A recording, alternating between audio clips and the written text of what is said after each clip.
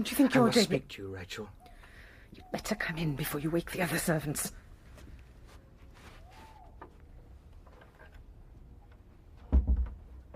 Well, Mr. Brunton, and what do you have to say for yourself that can't wait till morning?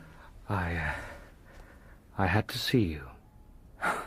Your fancy woman's thrown you over, she? Rachel, please. There's never really been anyone else but you. You have a strange way of showing it.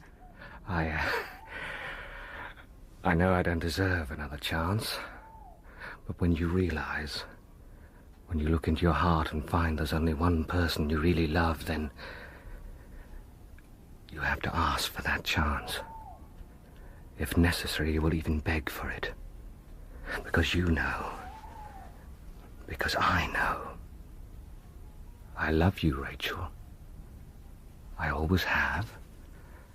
I always will. I don't know what to say. There's only one thing you have to say. That you give me that chance. That you won't turn me away. That you will let me love you. Oh, yes. Yes. There now. There. Oh, Rachel, I've missed you so much. So much. Hush now. Hush. We don't want to wake Mr. Musgrave, do we?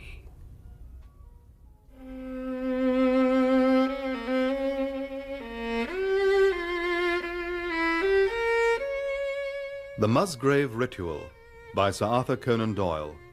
Dramatized for radio by Peter Mackie. With Clive Merrison as Sherlock Holmes and Michael Williams as Dr. John Watson. And featuring Robert Dawes as Reginald Musgrave. The Musgrave Ritual.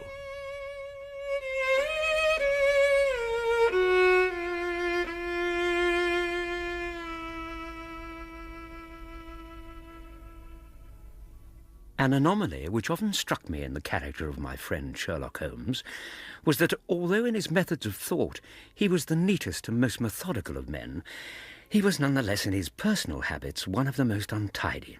With me there is a limit, and when I find cigars in the coal scuttle, tobacco in the toe end of a Persian slipper, and unanswered correspondence transfixed by a jackknife into the very centre of the wooden mantelpiece, then I begin to give myself virtuous airs.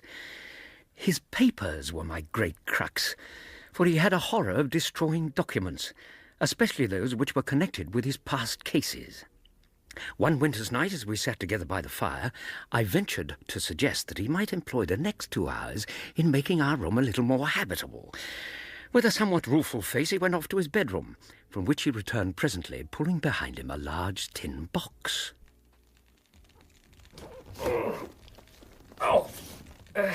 I'll give you a hand, would you, Watson? Yes, of course.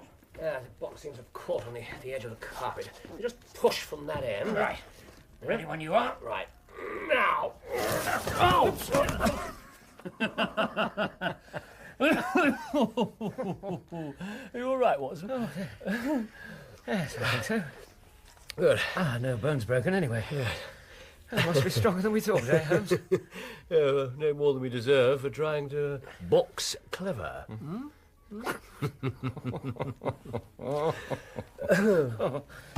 Box clever. Really, Holmes. Oh, I tried to apologise. None required. Yeah, it wouldn't do for Mrs. Hudson to come in just now, eh? Lying on the floor like 2 naughty schoolboys. No, wouldn't do at all. Although I do suspect there may well be something of the naughty school girl in Mrs. Hudson. Steady on, Holmes. I mean, do you think so? Anything's possible. Yeah. Yes, I suppose it is. Oh, I must say, this carpet is really rather comfortable. And kind to the knees. You know, Holmes, you really are quite impossible at times. Don't doubt it. I'm supposed to be clearing out the room. Making it worse by cluttering up with that box of yours. You should be aware, Watson, that this box is about to play an important part in the evacuation of the so-called litter you complain of. Oh, really? Well, by discarding some of its contents, I shall make room for those very papers which seem to offend your passion for tidiness. I watch with interest. Yes, please do, please do. The case is enough here, Watson. If you only knew what was in this box. Records of my early work. Really? I've often wished I had notes on that. Yes, all done prematurely before my biographer had come to glorify me. Not all successes, of course, but there are some pretty little problems among them. Ah, yes, the Tarleton murders. Nasty business. Vanbury the wine merchant. Clever man, clever. The old Russian woman. Well. Oh, the singular affair of the aluminium crutch. Oh, I've forgotten about that. Yes, aluminium crutch. Ricoletti of the club foot and his abominable wife and... now, this really is something a little recherché. Box within a box. What do you make of the contents? I see now.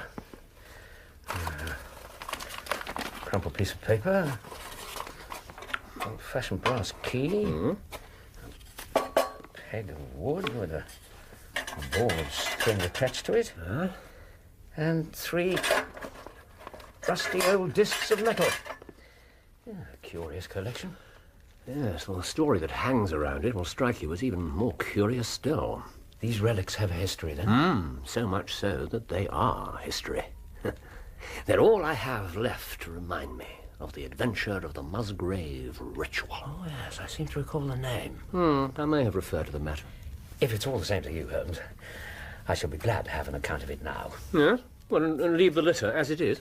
Oh, no, surely the strain would be too much for you to bear, Watson. Well, I should be glad if you'd care to add this case to your chronicles, for there are points in it which make it quite unique in the criminal records of this, or, I believe, of any other country. When I first came to London, I had rooms in Montague Street. You can hardly realize how difficult it was then to establish myself as a consulting detective. And so, as the British Museum was just round the corner, it was there I waited, filling in my too abundant leisure time by studying all those branches of science which might make me more efficient. As luck would have it, however, I happened to be at home on one of the comparatively rare occasions on which I had a caller, Reginald Musgrave, whom I'd not seen since we were undergraduates together 4 years previously. Good to see you again, Holmes. How's all gone with you, Musgrave? You probably heard of my poor father's death. Yes, I am sorry. About 2 years ago, wasn't it? I suppose it must be. Since then, I have, of course, had the Hurlstone estate to manage, and as I am a member for my district as well, my life has been a busy one. But you, Holmes, I understand that you are turning to practical ends those powers with which you used to amaze us. Oh, party pieces. There's nothing more. Nonsense. What about the time... Oh, now, what was the fellow's name? Stanton. That's it. Harry Stanton. He would have been out on his ear if it hadn't been for you. I was able to throw a little light on the affair. A little light? You only unravelled a mystery which was beyond everyone else. Still don't know how you did it. In answer to your question, yes, I have taken to living by my wits. I am delighted to hear it, for your advice at present would be exceedingly valuable to me. I am at your service. Now, please, do sit down. Oh, thank you. Well, we have had some very strange doings at Hurlstone, and the police are about as baffled as I am. It really is the most extraordinary and inexplicable business. Perhaps you would care to recount it. You must know that though I am a bachelor, I have to keep up a considerable staff of servants at Hurlstone. It's a rambling old place and takes a good deal of looking after. I preserve, too, and in the pheasant months I usually have a house party, so that it would not do to be short-handed. Altogether, there are 8 maids, the cook, the butler, 2 footmen, and a boy. Of these servants, the one who's been longest in our service is Brunton, the butler. Always as a butler? Yes. Yes. He was a young schoolmaster out of a place when he was first taken up by my father, but he was a man of great energy and character, and he soon became quite invaluable in the household. Handsome fellow, too, with a splendid forehead, and though he has been with us for 20 years, he cannot be more than 40 now. Extraordinary chap. Very gifted, speaks several languages, plays just about every musical instrument you can think of. Oh, really? In fact, it's just amazing that he should have been satisfied so long in such a position. A paragon indeed. But this paragon has one fault. He's a bit of a Don Juan. Ah. It was all right when he was married, but since he's been a widower, we've had no end of trouble with him. A few months ago, we were in hopes that he was about to settle down again, for he became engaged to Rachel Howells. And she is? Our second housemate. Yeah. But he has since thrown her over for another. Rachel, who is a very good girl, but of an excitable Welsh temperament. Ah, the Welsh. She had a sharp touch of brain fever. Now she goes about the house, or did until yesterday, like a black-eyed shadow of her former self. That was our first drama at Hurlstone. May I have a cigarette? No, my dear fellow. Please help yourself. Thank you. I'll join you. You say that was the first drama? Yes, but the second came to drive it from our minds, and it was prefaced by the disgrace and dismissal of Brunton. One day, last week, Thursday night to be more exact, I just couldn't sleep. Rather foolishly, I'd taken a cup of strong café noir after my dinner. About 2 a.m, I gave up the struggle and went to fetch the novel I'd left in the billiard room. Having descended a flight of stairs and reached the head of the passage leading to the gun room, you can imagine my surprise when I looked down the corridor and saw a glimmer of light coming from the open door of the library. Naturally, my first thought was of burglars. So, having armed myself with one of the old weapons that decorate the walls, I tiptoed down the passage and peeped in at the open door. Brunton was sitting there in an easy chair, fully dressed, with a slip of paper which looked like a map upon his knee. A map? I stood dumb with astonishment, watching him from the darkness. Suddenly, he rose from the chair, walked over to a bureau, unlocked it, and took out a second paper from one of the drawers. Then he returned to his seat and began to study it with minute attention. What is the meaning of this, Brunton? Who? Oh, Mr. Musgrave, sir, I was... You choose to examine our family documents like some thief in the night. Do you have an explanation? That is no, sir. So, this is how you repay the trust we have reposed in you. You will leave my service tomorrow. But, sir, Mr. Musgrave... That will be all. Did you hear me, Brunton? Yes, sir. But, Mr. Musgrave, sir, I can't bear disgrace, sir. I've always been proud above my station in life, and disgrace would kill me. My blood will be on your head, sir. It will, indeed, if you drive me to despair. If you cannot keep me after what is past, then for God's sake let me give you notice and leave in a month, as if of my own free will. I could stand that, Mr. Musgrave, but not to be cast out before all the folk that I know so well. You don't deserve such consideration. Your conduct has been most infamous. However, as you have been a long time in the family, I have no wish to bring public disgrace upon you. A month, however, is too long. Take yourself away in a week, and give what reason you like for going. Only a week, sir? A fortnight, say at least a fortnight. A week! And you may consider yourself to have been very leniently dealt with. Very good, sir.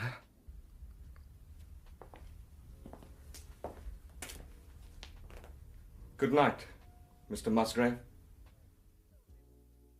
Tell me, what was on the paper Brunton took from the bureau? Well, that's what was so odd about the whole business. It was nothing of any importance at all. Let me be the judge of its significance. Of course. It was simply a copy of an old observance called the Musgrave Ritual. It is a ceremony peculiar to our family, which over the centuries each Musgrave has gone through on his coming of age. I see. Please, go on. For 2 days after this, Brunton was most assiduous in his attention to his duties. I made no allusion to what had passed, and waited with some curiosity to see how he would cover his disgrace. On the third morning, however, he did not appear after breakfast to receive my instructions for the day. As I left the dining room, I happened to meet the maid, Rachel Howells. Good morning, Rachel. Morning, sir. Rachel, is there something wrong? No, Mr. Musgrave, sir. Let me take a look at you. I'm quite well, sir. Not in my book. You're dreadfully pale. I'm not so sure you've recovered from that illness of yours. You'd better take yourself off to bed. Come back to your duties when you're stronger. I'm strong enough, Mr. Musgrave. We'll see what the doctor says. You must stop work now, and when you go downstairs, just say that I wish to see Brunton. The butler's gone. Gone where? He's gone. He's not in his room. No one's seen him. Oh, yes, he's gone. He's gone.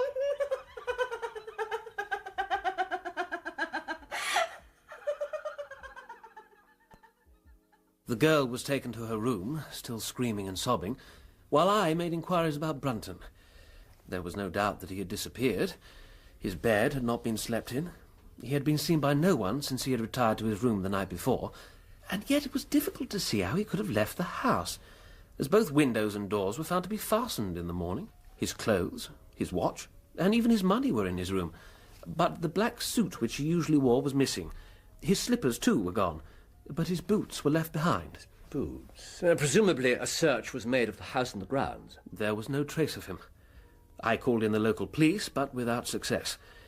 Then came a new development which quite drew our attention away from the original mystery. For 2 days, Rachel Howells had been so ill, sometimes delirious, that a nurse had been employed to sit up with her. On the 3rd night, after Brunton's disappearance, the nurse had apparently dozed off and woke in the early morning to find the bed empty, the window open, and no signs of the invalid. We followed her footmarks across the lawn to the edge of the mere, where they vanished close to the gravel path which leads out of the grounds. The lake there is 8 feet deep, and you can imagine our feelings when we saw that the trail of the poor demented girl came to an end at the edge of it. Indeed. I had the lake dragged at once, of course, but we could find no trace of the body. I'm not surprised. However, what we did bring to the surface was an object of the most unexpected kind. A linen bag, which contained within it a mass of old rusted and discoloured metal and several dull-coloured pieces of pebble or glass. This strange find was all that we could get from the mere, and although we made every possible search and inquiry yesterday, we know nothing of the fate of either Rachel Howells or Richard Brunton. The county police are at their wits' end, and I've come up to you as a last resource. Yes, excellent. Let us see if we cannot piece together this extraordinary sequence of events and devise some common thread upon which they might all hang. And yet I suspect that of all the factors in this case, not one of them gets quite to the heart of the matter. In what way? We must get to the starting point of this chain of events. There lies the end of this tangled line. Do you have a copy of that paper, Musgrave? Yes, but I doubt if it will help. Oh, your butler thought it worth consulting, even at the risk of the loss of his place. Well, it's rather an absurd business, this ritual of ours. But it has at least the saving grace of antiquity to excuse it. As you can see, it's in question and answer form, a strange catechism to which each Musgrave had to submit when he came to man's estate. Whose was it? His who is gone. Who shall have it? He who will come. Where was the sun? Over the oak. Where was the shadow? Under the elm. How was it stepped? North by 10 and by 10, east by 5 and by 5, south by 2 and by 2, west by 1 and by 1, and so under. Under. What shall we give for it? All that is ours. Why should we give it? For the sake of the trust. Yes, a strange catechism indeed. The original has no date, but is in the spelling of the middle of the 17th century. I'm afraid it's of little help in solving this mystery. Well, at least it gives us another mystery, and one which is even more interesting than the first. You'll excuse me, Musgrave, if I say that your butler appears to me to have been a very clever man, and to have had a clearer insight than 10 generations of his masters. I hardly follow you. The paper seems to me to be of no practical importance. But to me it seems immensely practical, and I fancy that Brunton took the same view. He'd probably seen it before that night on which you'd caught him. Very possible. We took no pains to hide it. He simply wished, I imagine, to refresh his memory upon that last occasion. The other piece of paper you saw was no doubt some sort of map or chart which he was comparing with the manuscript. But what could he have to do with this old family custom of ours? What does it all refer to? I don't think we should have much difficulty in determining that. Well, with your permission, we'll take the first train down to Sussex and go a little more deeply into the matter on the spot. And what spot was that? Hurlstone. Aye. You may have seen pictures or read about the place, Watson. It's quite a famous building. Yes, I was there once. Built in the shape of an L, as I remember. You have it, yes. The longer arm was the modern portion, with the shorter being the ancient nucleus from which the other was developed. Just how ancient? 1607. At least that's what's chiselled over the old doorway, but experts are agreed that the beams and stonework are really much older than that. But it was the enormously thick walls and tiny windows that drove the family into building the new wing, and the old one was then used as a storehouse and a cellar, when it was used at all. There was a splendid park, too, with fine old timber, and the lake, as I recall, lay about, 200 yards from the house. Yeah, it's a beautiful spot. By now, I was convinced that if I could read the Musgrave Ritual aright, it would give me the clue that would lead to the truth concerning both the butler, Brunton, and the maid, Howells, and it was to this that I now turned all my energies. The question that still vexed me, however, was why should this servant be so anxious to master the old formula? Presumably he saw something in it from which he expected to gain personal advantage. Exactly. Now, it was perfectly obvious to me when I read the ritual that the measurements must refer to some spot to which the rest of the document alluded. Further, that if I could locate that spot, I should be a fair way towards finding the secret that the old Musgraves had thought it necessary to embalm in so curious a fashion. 2 guides had been given, an oak and an elm. As the dog-cart, bringing us from the station, proceeded up the drive, there was no doubt in my mind as to precisely which was the first tree referred to. For there, right in front of the house, stood a patriarch among oaks. There it is, Musgrave. What a magnificent tree. It wouldn't surprise me if that was there when your ritual was drawn up. It was there at the Norman Conquest, in all probability. It has a girth of 23 feet. Certainly one of our fixed points secured. I just need the elm now. Whoa there! Whoa! Whoa, whoa! Steady, boy. Steady. There used to be an old one just there. Struck by lightning 10 years ago when we cut down the stump. You still remember where it used to be, then? See for yourself. It's quite a scar. There are no other elms. No old ones. I suppose it's impossible to find out how high this tree was. 64 feet. Huh? How'd you come to know that? When my old tutor used to give me exercises in trigonometry, it always took the shape of measuring heights. When I was a lad, I worked out every tree and building on the estate. Well, lucky for us, you did. Tell me, did your butler ever ask you about the height of the tree? Well, come to think of it, yes. He did. Some months ago, mind you. Said it was in connection with some little argument with the groom. Excellent. Well, we seem to be on the right road. Tell me, Musgrave, it's late afternoon. How long would you say it will be before the sun lies just above the topmost branches of the old oak? About an hour? Probably less. Yes, which means that one condition mentioned in the ritual would then be fulfilled. Where was the sun? Over the oak. Where was the shadow? Under the elm. The shadow of the elm must mean the farther end of the shadow, otherwise the trunk would have been chosen as the guide. We have them to find where the far end of the shadow falls when the sun is just clear of the oak. A bit difficult now the elm is no longer here. Brunton could do it, so can we. Come, Musgrave, we've some preparations to make. I suggest your study would be a suitable place. Meanwhile, I should be obliged if you'd send for a 6-foot rod, 2 wooden pegs, and a ball of string.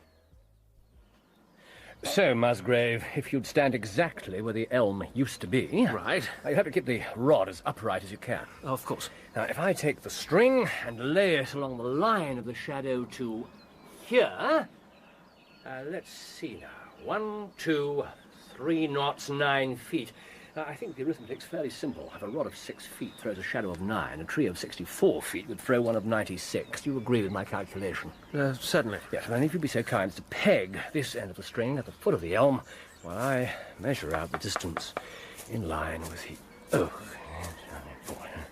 I need a bit more slack, Musgrave.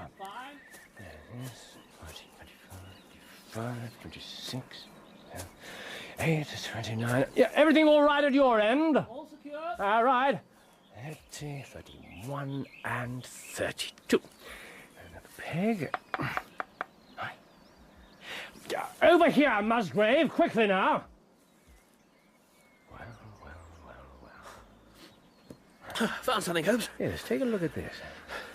Where's that? On the ground, just where I've placed my peg. Well, looks like some sort of depression. Well, it's as if... Well, As if someone's placed a peg no more than 2 inches from my own. Brunton. That may well prove to be the case. Now, at this point, if I remember right, the ritual said it was stepped. Yes, was it north 10 by 10, wasn't it? That's right. Yeah. So if the sun is setting... I took the precaution of bringing my pocket compass, which tells me... Yes, our path lies in this direction. So, 1, 2, 3, 4, 5, 6... We're going parallel to the house. 8, 9, 10... Well, just think. We could be close to solving the riddle that's puzzled my family for centuries. 15, 16, 17... Now, as long as that throws some light on your 2 missing servants. Yes, 18, 19, 20... Now, peg this point, would you, Musgrave? Right. Good, good. Now, compass to the east, I believe. By 5 and by 5. 5, very well. 2, 3, 4, Straight to the original part of the house. 7, 8, 9, 10. South? I'll open the door for you. By 2, and by 2, and finally by 1, and by 1. Well? Nothing. Nothing but a flagstone. Oh, even worse, a flagstone that seems to be firmly cemented down and has certainly not been moved for many a long year. So Brunton has not been here? I'm beginning to have my doubts, and yet I'm still not convinced. The old part of the house. The fact that Brunton was following the same route.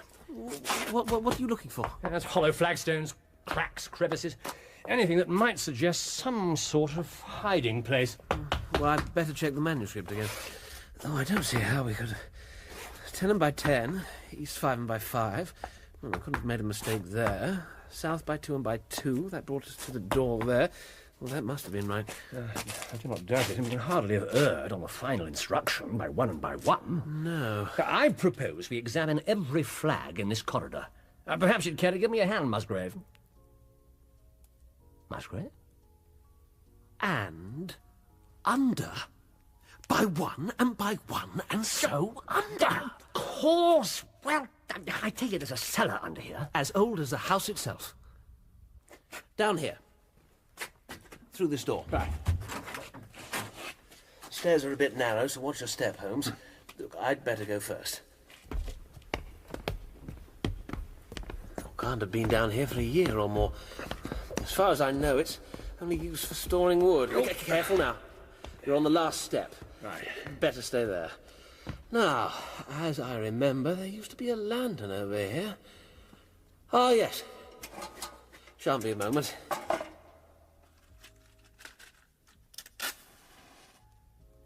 There.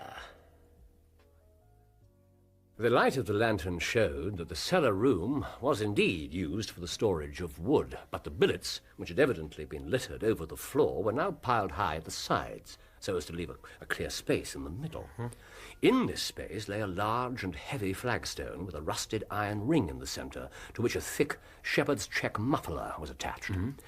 And despite my anxiety to get to the bottom of the mystery without further delay, I suggested that 2 representatives of the county constabulary be called before making any attempt to lift the flagstone, for, as Musgrave was able to confirm, the muffler attached to the iron ring had belonged to none other than Brunton, the missing butler.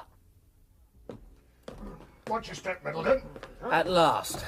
Seems to be a light at the bottom. Is that you, Sergeant Harris? Oh, Mr. Musgrave, sir. They said you were down here. This is Mr. Holmes from London, who's been making certain inquiries on my behalf. How do you do, sir? Harris? I think we can proceed now, Holmes. Yeah, of course. Well, gentlemen, now we are all assembled, I believe the time has come to reveal what may lie underneath this flagstone. I'm sure Brunton would have no objections to my utilising the muffler he so thoughtfully provided. So...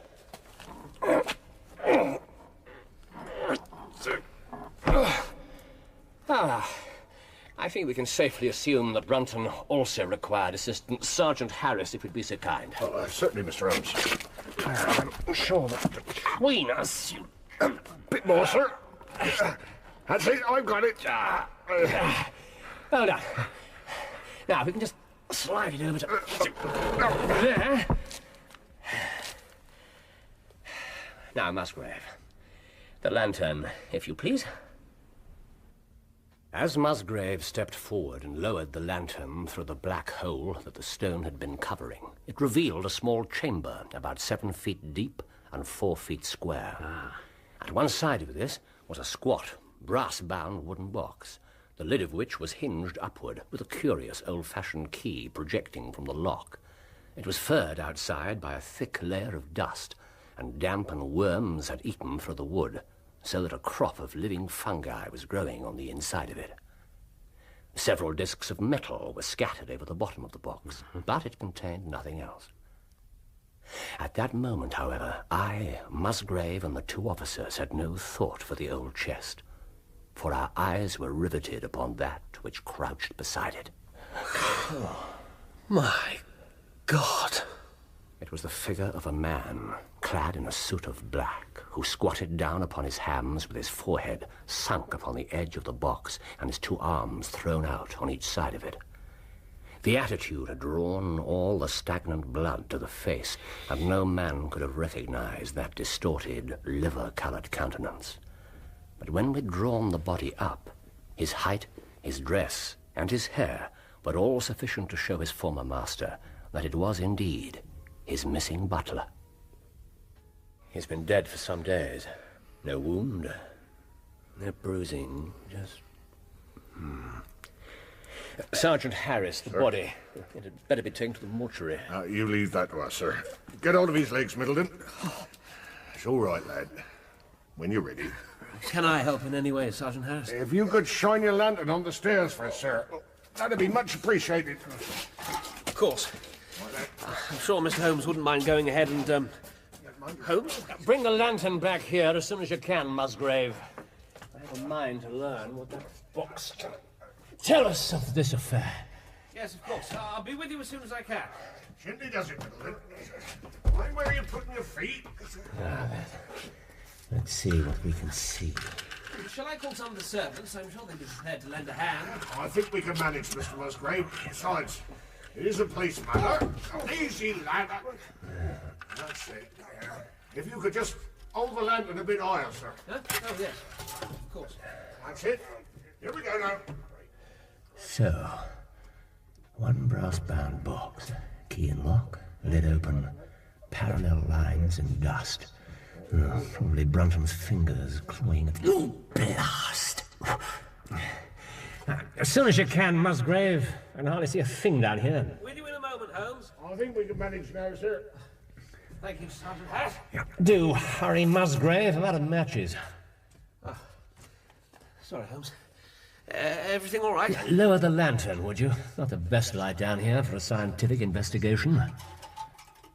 How's that? Ah, yes. Well, have you found something? Yeah, merely that there was something here. Corner of the box there, you see. Slightly darker patch, scuffing round the edges. Quite recent, too. What do you suppose it was? Impossible to say in this sort of light. So, the sooner we get it out of this chamber, the better. Can you reach the other handle? A bit more. That's it. I've got it. Now push. Your turn now, Holmes. Take my hand. And... here you come.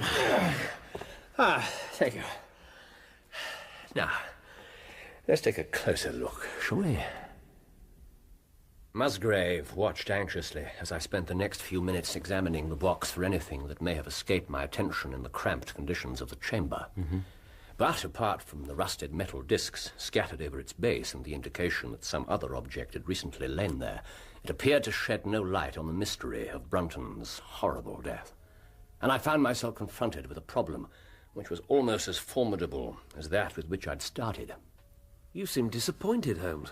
I must confess to a certain degree of dissatisfaction in the progress of my investigations. At least we know what became of Brunton. How did that fate come upon him? If it's all the same to you, perhaps we could discuss that in the garden. I fear that if I don't leave this place soon... A few more moments, Musgrave. Undoubtedly, We would both benefit from the fresh air, yet it's here where we stand that offers the greatest chance of bringing this affair to a satisfactory conclusion. But I don't see how we can... Suppose we put ourselves in Brunton's place and try to imagine how we should proceed under the same circumstances.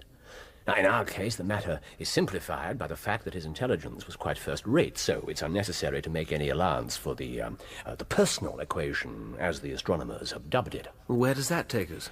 Brunton knew that something valuable was concealed, and he spotted the place. But he found that the stone that covered it was just too heavy for a man to move unaided, so what would he do next?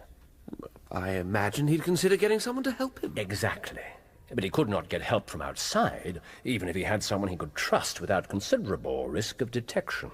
It was better, if he could, to have his helpmate inside the house. But whom could he ask? Of course! Rachel Howells! Rachel Howells, none other. The girl had been devoted to him. Although a man always finds it hard to realize that he may have finally lost a woman's love, however badly he may have treated her. Nonetheless, he would have tried by a few attentions to make his peace with the girl, and then engaged her as his accomplice. Together, then, they came at night to this very cellar, and their united force would have sufficed to raise the stone. I must take issue with you on that point, Holmes. Raising that stone would have been heavy work for two people when one of them was a woman.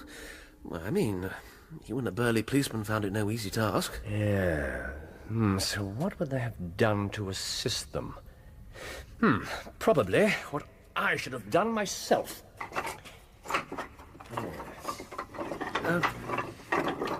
What are you looking for, Holmes? Yeah, a piece of wood. Well, there's certainly enough of that down here. Yes, but the piece I'm looking for... yes, here we are. Now, about 3 feet in length, and, oh, look here, Musgrave, the marked indentation at the end. Yes, but I think... And these pieces, you see where they've been flattened at the sides, as if they've been compressed by some considerable weight. Must have been caused by the stone. It would seem evident that as they dragged the stone up, they thrust these chunks of wood into the gap. Then, when the opening was large enough to crawl through, they held it open with this piece placed lengthwise. And that's how it became indented, since the whole weight of the stone would press it down onto the edge of this other slab. Of course! Well done, Holmes. So much would appear to be obvious, but how do we proceed in our reconstruction of this midnight drama? Clearly, only one could fit into the hole, so the girl must have waited above as Brunton went down into the chamber and unlocked the box.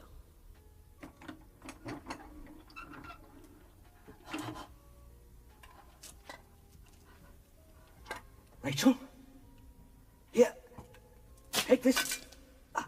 That's it. Careful now. I'm coming out. Give me your hand. I said, give me your hand.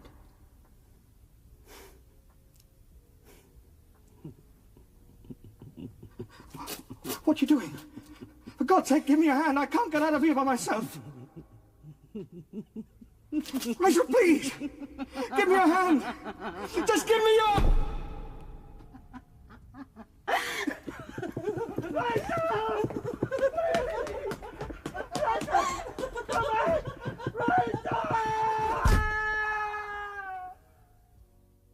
What smouldering fire of vengeance had suddenly sprung into flame in this passionate Celtic woman's soul when she saw the man who had wronged her perhaps far more than you suspected, in her power? Was it a chance that the wood slipped and that the stone had shut Brunton into what had become his sepulchre? Or had some sudden blow from her hand dashed the support away and brought the slab crashing down into its place? That is something we shall never know. Indeed not. But it would explain the secret of her blanched face, her shaken nerve, her peals of hysterical laughter on the next morning. But what had been in the box? I don't doubt it must have been the bag of old metal and pebbles which you fished out of the lake. She threw them in there at the first opportunity to remove the last trace of her crime. And what do you suppose has become of her? Oh, one can only guess at the fate of a soul in torment. But in all probability she's left England and taken with her the memory of her crime. Look, Holmes, well, for what it's worth, these pieces of metal from the bottom of the box, I'm fairly certain they're coins.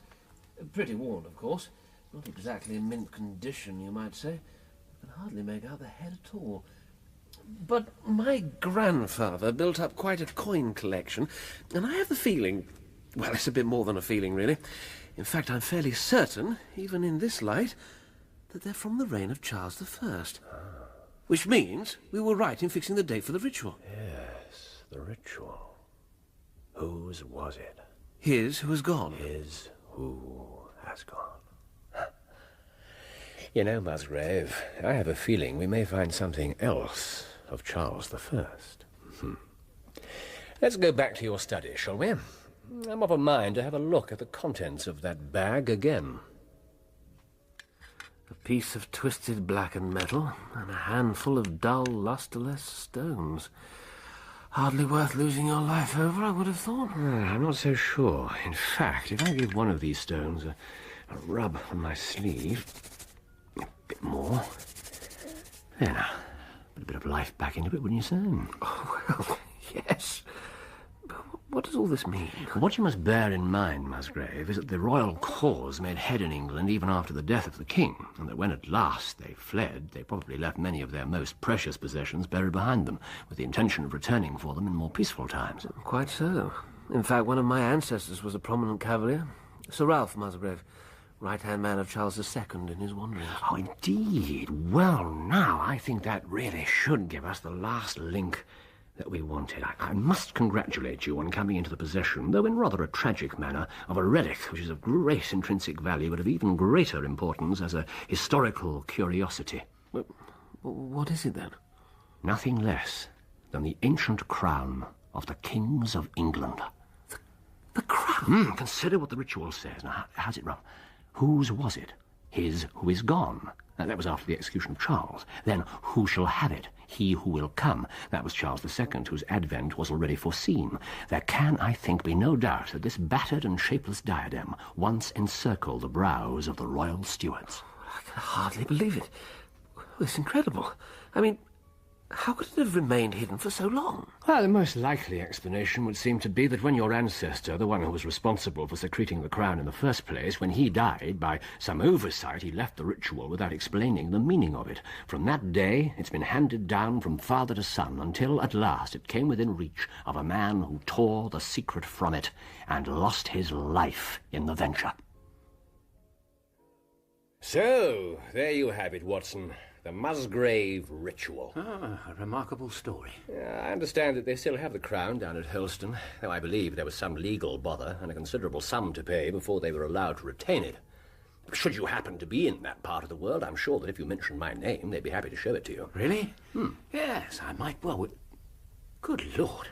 Is that the time? Oh, my dear fellow, I really didn't mean to go on for so long. No. It's not that. It's just, well, it hardly leaves you any time to finish tidying up your papers. Of course, when I say finish, I now realise that you never even started. No. Now, that really is what I call boxing clever.